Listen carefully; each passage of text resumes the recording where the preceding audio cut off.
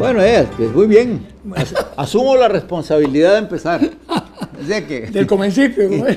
Que no es lo mismo que asuma la responsabilidad política, el equivalente a me hago el maje, que está de moda ahora, ¿no? Es cierto, bueno, no, estaba esta mañana haciéndole un repaso al estado del planeta. Vos sabes que yo hago como al Principito, ¿verdad? Que pasa como en asteroides. En la red y planetilla en planetilla. Y estaba pensando que no hay manera de arreglar esto. Es un reloj chocho, porque ahora de lo hay que buscar un buen relojero. De lo que se está hablando ya seriamente en la prensa internacional, de una de las cosas que se está hablando es de la posibilidad de que estalle una guerra entre Irán y Arabia Saudita, como para hacer otra, ¿verdad? Bueno, es que los árabes sauditas están financiando un montón de actividades militares y metiéndose con su propia aviación a bombardear regiones que están en conflicto. El conflicto se les va a meter a ellos. No, claro, pero el punto es que... Pero me comentaba Fernando que hay un sector que es sunita, y yo no sabía eso. No, al revés. Siempre...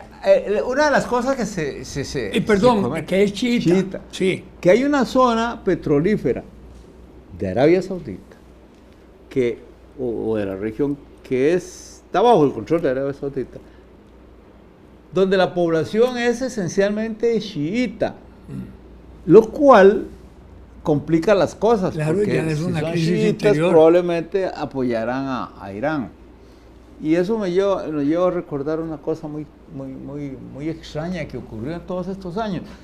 Antes de que hubiera la intervención occidental en Irak, había una guerra que duró 10 años entre Irán e Irak.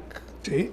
En esa guerra, Estados Unidos apoyaba a Irak, a Saddam Hussein. Claro. Eran los amiguísimos, ¿verdad? Gastaron billones y billones, como llaman ellos a los miles, en apoyar a Irak.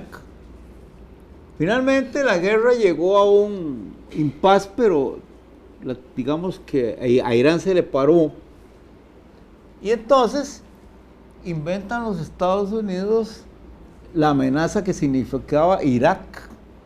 Su querido Irak, el de su querido Saddam Hussein, ahora pasa a ser el diablo. Entonces había que inventarle pecados mortales. Y inventan toda la historia para invadir, ocupar, pero que le llaman democratizar.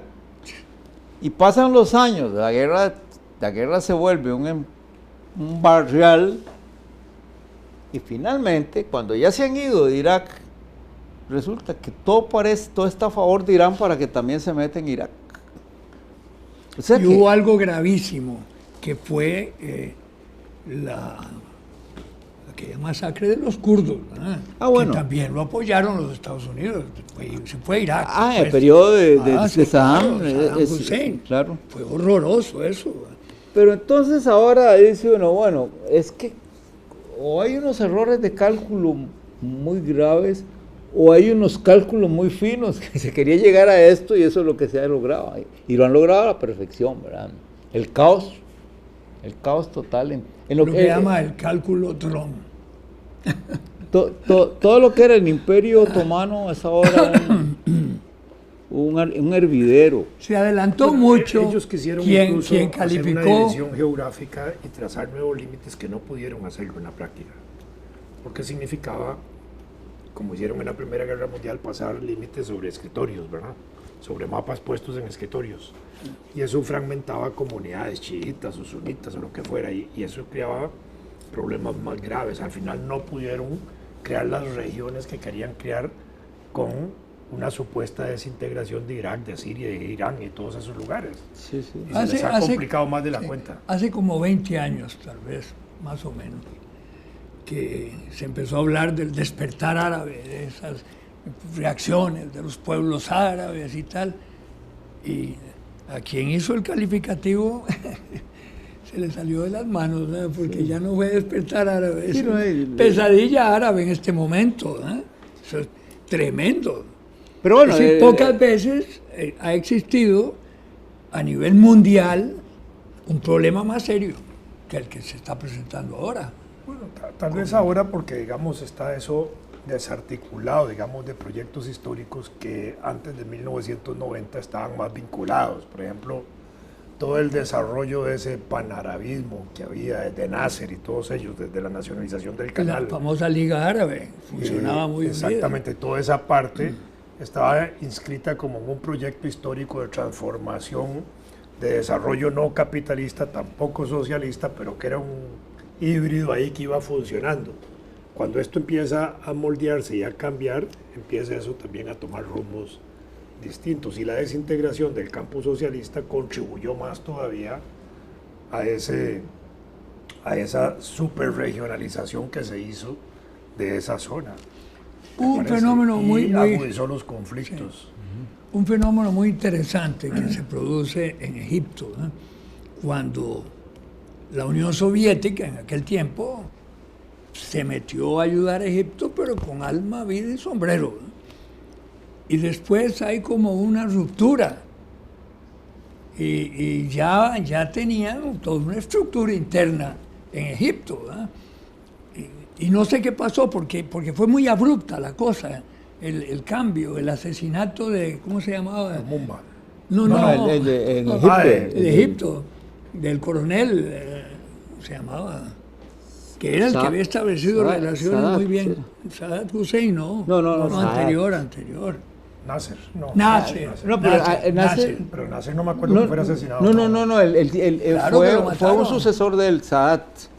Sadat era. En todo caso, Sadat era el chiquitillo que voló a ¿cómo se llama? A Israel a establecer exacto, relaciones. a ese fue Sadat Hussein. a ese fue el que asesinaron. No, Hussein. No como Saddam.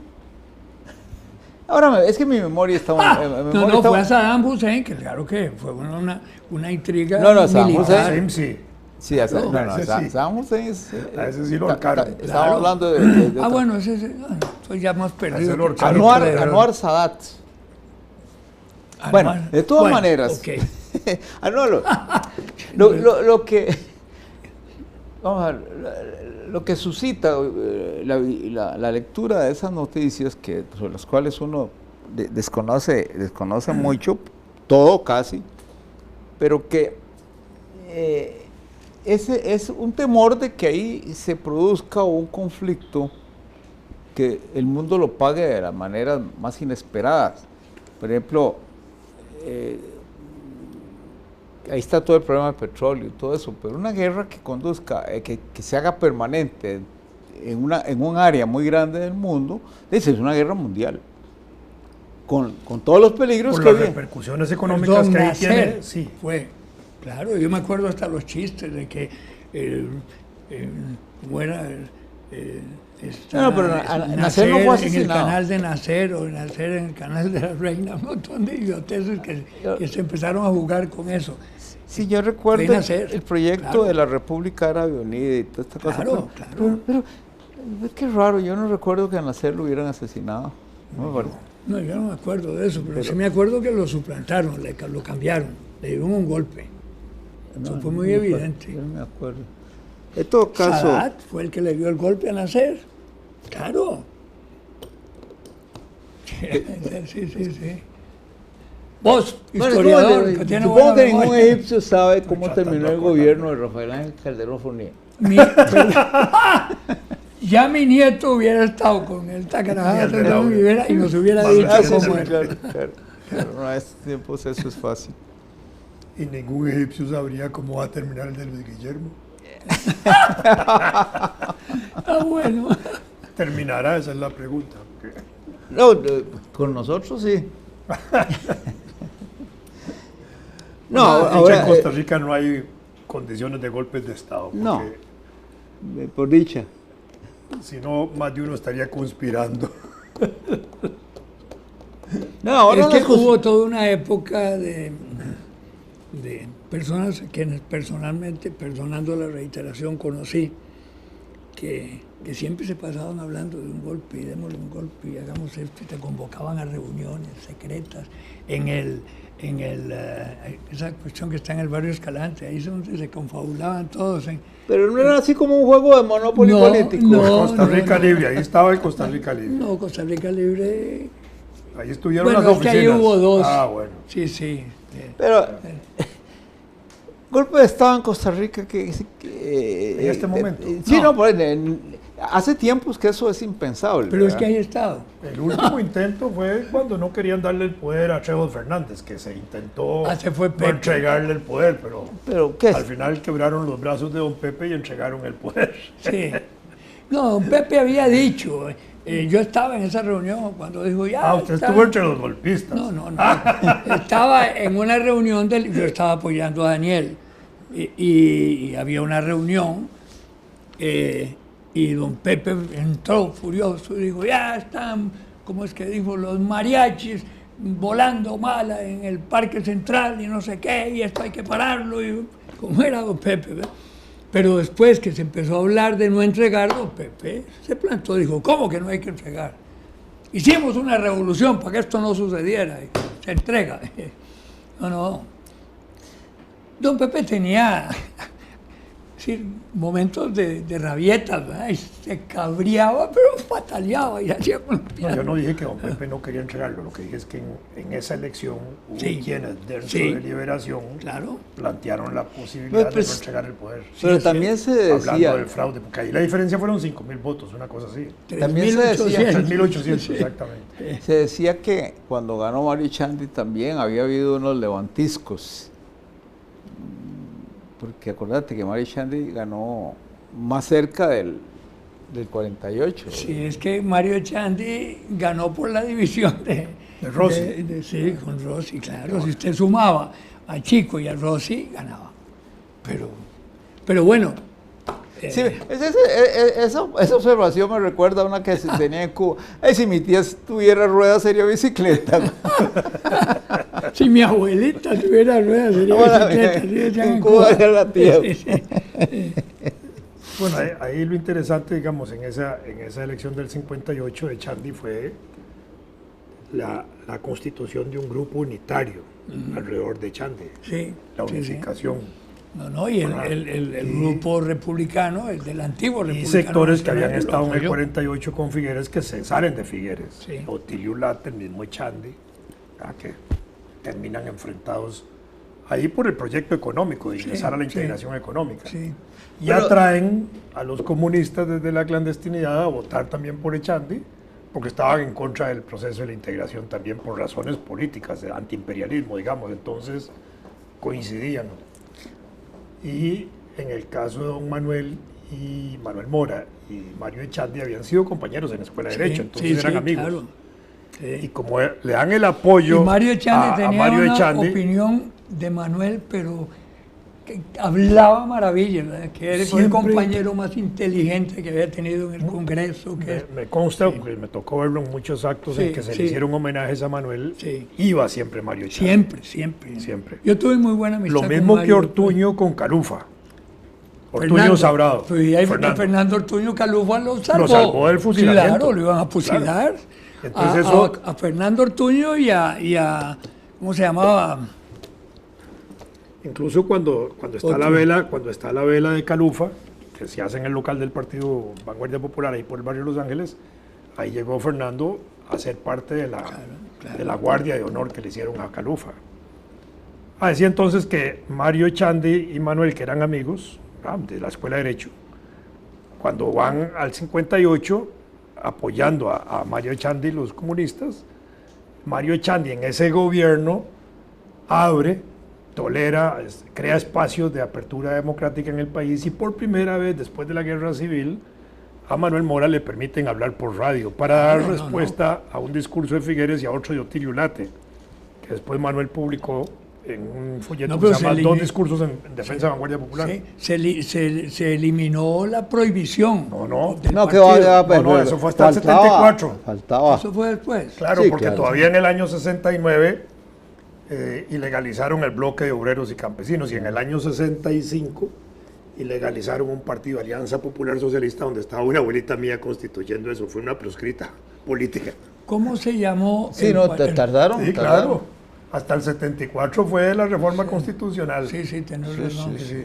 Y en el 70 se le permitió participar en elecciones porque Manuel había servido de agente comercial del gobierno de Trejo Fernández para vender café y vender azúcar, donde se beneficiaban también los Jiménez de la Guardia y todo el mundo. Sí, claro.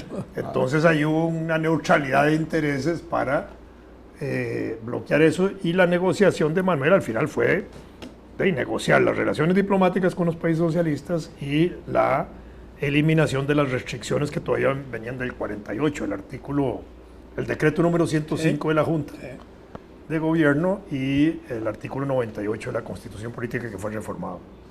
Sí, así fue. Pero eso fue... Y después ya había una campaña ahí contra ese artículo grande que se había hecho en la universidad. Pero sí... ¿Cómo se llamaba el partido de Obregón Valverde? Acción Democrática Popular. Acción Democrática Popular. Es muy interesante. En ese partido participó de candidata a la vicepresidencia Luisa González, la escritora. Sí. Que era la primera vez que una mujer participaba como candidata a la vicepresidencia de la República. Y participó un gran costarricense que más conocido fuera que aquí, que es Vicente Sáenz, el otro candidato a la vicepresidencia. El primer candidato a diputado fue Julio Suñol. Y salió electo. Claro, y muy buen diputado. Sí, fue un buen diputado. Muy buen diputado. Julio era un tipo muy estudioso y muy serio. Y jugó un papel interesante, porque él no era un hombre de izquierda militante, era un hombre progresista en ese momento. Sí. Le tocó lo de la Revolución Cubana. Sí. Incluso publicó un folleto que se llamaba Cuba, una revolución alegre. Hizo un debate en la televisión, lo recuerdo, en Canal 7, en que debatió con otro defendiendo a la Revolución Cubana en ese entonces. Tuvo un periódico. Después, cuando se hizo la reunión de cancilleres con Kennedy aquí, con todo el mundo, publicó un librillo que se llamaba El Gran Carnaval. Que era una crítica feroz a ese encuentro. ¿Cuál otro decías? No, un periódico, en el periodo inicial de la Revolución Cubana, él y un periodista apellido Gómez, ahora no recuerdo, que murió poco tiempo después, tenían un periódico con un nombre clásico, como El País o algo así. Yo recuerdo haber escrito algunos artículos de ese periódico. Pero yo era muy carajillo. Julio Suñol había comprado el Diario de Costa Rica, no le duró nada. No, es anterior a eso. Ajá. Porque en la etapa del Diario de Costa Rica yo colaboré con él en una columnilla ahí esporádica. Pero este periódico debe haber salido durante 3, 4 meses. Y digo periódico, tal vez debía decir semanario. Creo que era así. Y claro, era una época en que sostener un periódico de esa índole era imposible por razones económicas. No le duró mucho, sí, pero era abiertamente defensor del proyecto de la Revolución Cubana. Después Julio, digamos, participó del año 62, 63, 64 al 60 hasta el 64 fue un diputado combativo. Ese final, 65-66, cuando ya se le terminaba la diputación, fue silenciado. Se silenció él mismo. Y salió de la diputación y empezó a trabajar inmediatamente en La Nación. Sí. Así fue. Sí. ¿Así fue? Sí. Ya en parte no lo recordaba. Hombre, sí es cierto. Sí, claro. Sí es cierto, yo recuerdo eso. Algo parecido a lo que hizo Fernando Berrocal cuando fue presidente de la Federación de Estudiantes, que sale de ahí y inmediatamente a la semana pasó a ser gerente de la Asociación Costarricense de Gerentes, Acoge. Y Jorge Urbina, su gran amigo, que después fue embajador del inexistente Reino gran Unido. Diplomático nuestro, le hizo una columna feroz, crítica por ese cambio, porque era una cosa de 8 días. Sí. Y Fernando le mandó padrinos. No, veras. ¿Y lo bautizaron? No hubo criatura bautizada, ni hubo... Pero en ese caso le faltó decir al cuento aquel como dice, yo le acepto el reto, sí, mis armas son los libros. ¿Son? Los libros. A ver, escoja. Yo le mandé padrinos una vez ¿cómo se llamaba el que manejaba la columnilla en La Nación? Enrique Benavides. No, lo que era de Beto Caña, la columna esa que la tomó, ay Dios mío, que murió recientemente, que fue como muy importante en La Nación, fue Julio Rodríguez. Julio Rodríguez, porque me agarró de traído, pero era lo que llaman agarrar de traído a alguien, sí. Resulta que yo me había metido con un grupito pequeño a ver cómo comprábamos una televisora, hacer algo. Yo estaba en ese entonces exilado en términos económicos, me había dado una pateada la pérdida de las financieras y después otro montón de cosas y entonces estaba tratando de reorganizarme. No aprovechaste para ser pobre y acostumbrarte. Y entonces había un alemán que tenía el canal 11 que no estaba funcionando. Entonces nos pusimos de acuerdo un grupo y fuimos y lo compramos, bastante barato, bastante bien. Y entonces, bueno, pero descubrimos que el canal estaba alquilado al Canal 7. Tenía un contrato de alquiler y el Canal 7 dijo, no, yo no se los doy. Pues entonces, aquello fue un desastre. Y tener un montón de tarros viejos, eso era, porque el 11 como tal no lo podíamos usar, ¿verdad? Entonces, yo había conocido a un señor mexicano que venía, porque yo era muy amigo de Mario Sotela Viejo, que venía al Canal 6 a vender peliculillas, a vender carajadas, y yo era muy parrandero, y me caía bien, salía con él. Me acuerdo que una vez lo metí en una oficinita de mi hermano en el Erdosia, porque no había hecho ni reservación de hotel ni de nada, y al día siguiente me llamaron por teléfono que aquí hay un señor que no sabe ni dónde está. Se asomaba por la ventana y me iba a tener una dentistería. Y me dije, ¿yo qué estoy haciendo aquí? De una juba que sabe. Bueno, el hecho es que este señor se fue haciendo rico, que es Ángel González, ¿verdad? Un tipo, vos lo conocés, ya, espérate un minuto, para terminar la historia. Y entonces hablamos de que por qué no íbamos a hablar con Ángel González, que se había organizado un montón de televisoras para ver si nos ayudaba. Y nos fuimos a Miami 3, ¿verdad?, a hablar del asunto. Y ahí empezó la creación de Repretel, porque Ángel González dice que el 11, ese montón de tarros viejos. Una televisora no es eso. Una televisora es tener programas, tener esto, y entonces, yo no compro nada de eso, no me interesa. Sí me interesaría una empresa de programas y de esto y del otro, y ahí sí me meto con ustedes. Y entonces de ahí nació Repretel, ¿verdad? Pero fue una historia interesantísima. Cuando uno no sabe nada de ciertos temas, no debe meterse, ¿verdad? A mí me sonó interesantísimo eso de comprar una televisora, ¿verdad?, una estación. ¡Ah! Unos tarros. Claro, pero qué infantil, ¿verdad? Y lo que se compraron fue un montón de tarros, ¿verdad? Eso no estaba haciendo nada, ¿verdad? Bueno, perdón, aterricemos. Sí, porque ahí nos estaba presionando. Bueno.